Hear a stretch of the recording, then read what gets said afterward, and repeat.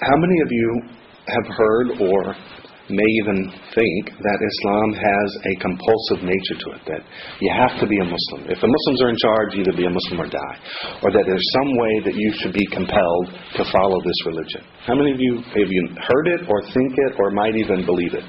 Just show of hands. Anybody? Okay, because I've heard it my whole life. If you know anything about Muslims, all I hear about is they want to take over everything and make everybody a Muslim.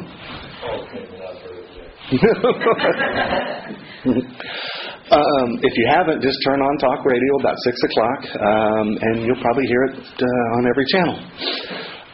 What people do is, I think, confuse two things. One, compulsion in religion is a contradiction to the word Islam. There's absolutely no way you can willfully, peacefully surrender your free will through compulsion. Forcing someone to become Muslim wouldn't even qualify them as being a Muslim. Right? It has to be willful. It has to be voluntarily. It has to be from themselves, from within, not from without. So anybody who converted to Islam under compulsion would still not be a Muslim. They would just be saying what it takes to stay alive or somehow just get along or to live another day.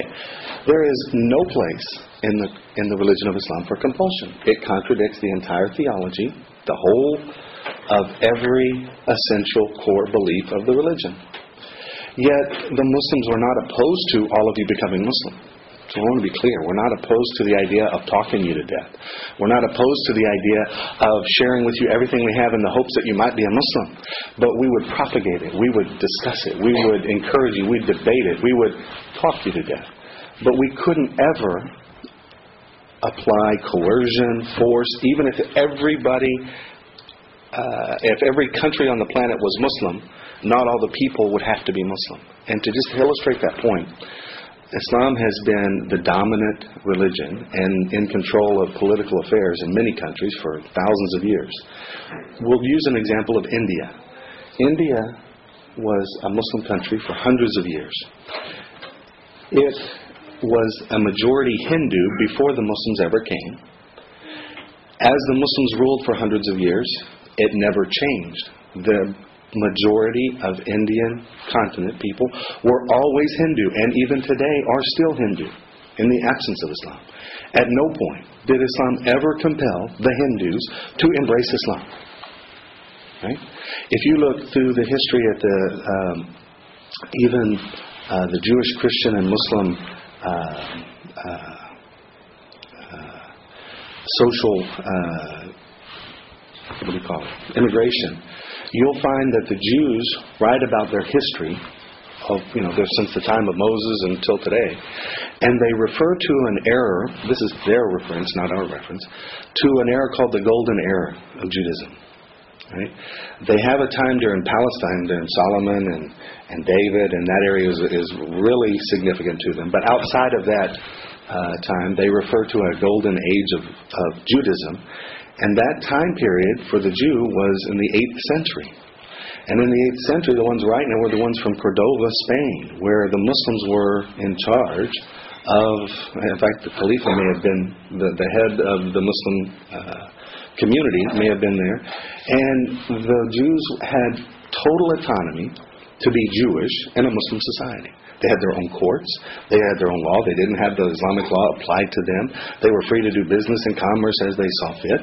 The Christian community had their own courts, their own freedom, their own autonomy. And when the Crusades actually came from Europe to conquer Palestine, when they were fighting a holy war, and a gentleman or Muslim by the name of Salahuddin fought back, he was the one who actually reopened Palestine from the Muslims' perspective. He took with him a physician. How many of you have heard the name Maimonides? You ever heard that name? Maimonides is considered one of the foremost Jewish scholars on interpreting the Talmud, the Torah, Jewish law. If you want to know how to be a good Jew and how to apply Judaism and how to get reference, you would turn to Maimonides, or at least beginning with him, for that interpretation. Maimonides was a physician, and he accompanied Salahuddin in the battle against the Crusaders of Palestine. So they're in battle, they're side by side, they're working with each other. There's no compulsion for anyone to be Muslim in a Muslim society. What is compelling is that if the Muslim society is in charge, it will have social norms. So in society you have to act a certain way, you have to dress, you have to cover, you have to present yourself in a normal fashion. But you can go home and believe whatever you want. You don't have to pray, you don't have to fast, you don't have to do any of the rituals of Islam, you don't have to apply the Sharia. You have to follow the customary norms. You can't have a bar and have a party and so there's things that are applied to you. But whether you believe it or not, whether you like it or not, whether you go and do other things in your own privacy, nobody cares, and you don't have to practice Islam at all. Religious compulsion is addressed in the Quran directly. The Quran says that there is no compulsion in religion, that the right direction is distinct from error, and whoever rejects false deities, believes in God, has grasped a firm handhold which will never break. Allah is the hearer and knower. Compulsion in religion is worthless or meaningless.